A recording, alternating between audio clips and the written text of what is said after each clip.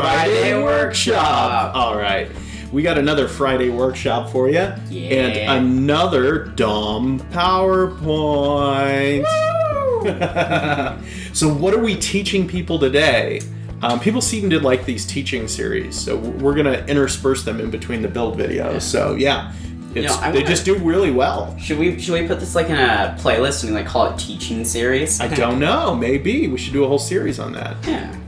Anyway, top 3 tips to improve your woodworking. Yeah. I love it. I love it. I love it. So should we get into it? Sure. So here we go. Here we go. What is your first tip? I'm so excited. Keep your workstation organized. Oh my goodness. Yes. Yeah. If you want to improve your woodworking, if you see people online that have these just really messy workstations, and then you see like professional shops where everything is in its place, it's like, you're like, oh, okay, yeah. Especially when you have to have more than one person in a wood shop, you really, really need to get organized. Know where everything is, first of all. Make sure you have a system. Where are you putting things? Are you putting them back into the same place where you got them from? Our tools have labels, on the drawers, on what they are, and everything goes back into its place so we know exactly where everything is. And what usually happens, the cleaner workstation, the better the project. And yeah, the more accurate the project, the faster the project gets done. The cleaner we can get it up, the better it is. Also, you don't get sawdust in a bunch of stuff. I mean, a lot of videos you see online are just people that just don't even clean up the sawdust around their area. Yeah. So keep your workstation organized, and you're going to have a much better experience woodworking, for sure. Mm-hmm. For sure. So I like that tip. Yeah, so let's head on in tip number 2. What is your tip number 2? I love these graphics, by the way. Have sharp tools. Oh my goodness, what a great, especially with chisels. Saws for sure. Change your saw blades. You're going to have more accurate cuts. They're going to be less jagged. You're going to put less rips and tears in the wood. You're going to have less tear out. Keep your tool sharp, and your wood's going to be better. Right? It's going to handle it better. And it's also safer. It is. If you've ever cut yourself with something that's not sharp, it tears the skin. You have a jagged cut on those sorts of things, and it rips the skin. Something that's sharp just cuts the skin. You get a single line, and it's actually really easy to get a Band-Aid or stitch it. It's really easy to do. But those micro tears from a dull blade. Yeah, that leaves a much more nasty. Also, some of those fibers in the tool could get stuck in your skin. Yeah, if they're dirty and that sort of thing, for sure. Some of the blades in particular, not only sharp but also clean them. Not everybody cleans their blades, especially like in a chop saw. If you're dealing with pine, for example, and it has a lot of tar. That could get on your blades and gum it up, and it'll move the blades faster. It'll have burning in there because it'll rub against, and it'll create friction and all those sorts of things.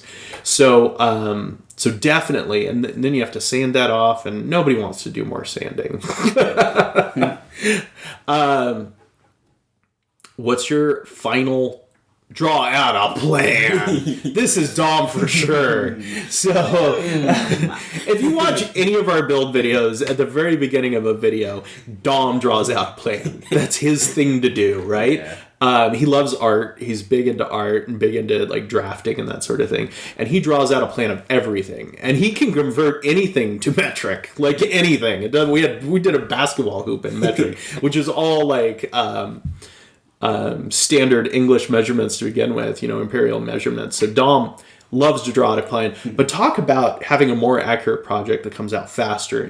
There are online tools for this, absolutely, but at minimum, a piece of paper and a pen, and just draw out, how many boards you're going to need to cut, all those other sorts of things. Make yourself a cut list of how sizes fit, and also draw out the length of the board and how many of your cuts go into that board, because you can buy less wood that way, if you know where to cut on certain things. definitely draw out a plan. If you have a stop block, you can make a bunch of similar cuts, and if you have a plan. If you don't have a plan, you're like, oh yeah, I forgot that I needed extra side piece, and you've already moved your stop block, and it's not going to be the same. Mostly, I just love drawing out a plan because it like shows me like what the project will probably look like. Yeah, 3D. What it's going to look like? What are failures that could come up in the project before that you can just get rid of before the plan actually happens? If you can left shift the problems over to design instead of after you've already made a cut. Yeah. That's the way to do it. So yeah, because honestly, if I can't like come up with like a drawing for it, we don't make the video because like. There's just gonna be so many problems with it. Yeah, you shouldn't be taking more than one trip to Home Depot for each project. if you're going back to Lowe's and Home Depot 3-4 times for a project, you've done it wrong. You've added way too much time to the project, way more than it's needed. So one trip to the store should be all you need because you should have a plan before you even go to the store. So, absolutely. Look up online what materials you need, and all those other sorts of things. You can see what aisle they're on in the store, in the Home Depot app, or whatever app you use. But yeah, for sure, you can totally, and you don't have to go back and forth even in the store. You just go through the store, where everything is. You can mark down what aisle it's on, what shelf it's on in the aisle. I don't think they do shelf. I think they do section and aisle. Because that'd be weird if they use shelves. I know exactly where it is every second. That would be amazing. I'd be scared. I'm like, is there a GPS in this thing? And so is that your third one? That is your... Yeah. Oh my goodness. Thank you for watching. Yeah, what a great list of tips. And this will definitely, all three of these, I hadn't seen these until here, but I'm like, what is he going to pick for how to improve your woodworking? And he picked some good ones. So absolutely, those are 3 tips that will absolutely improve your woodworking. Your final product will be better. You will be a better woodworker. So yeah, so let's recap. What are they?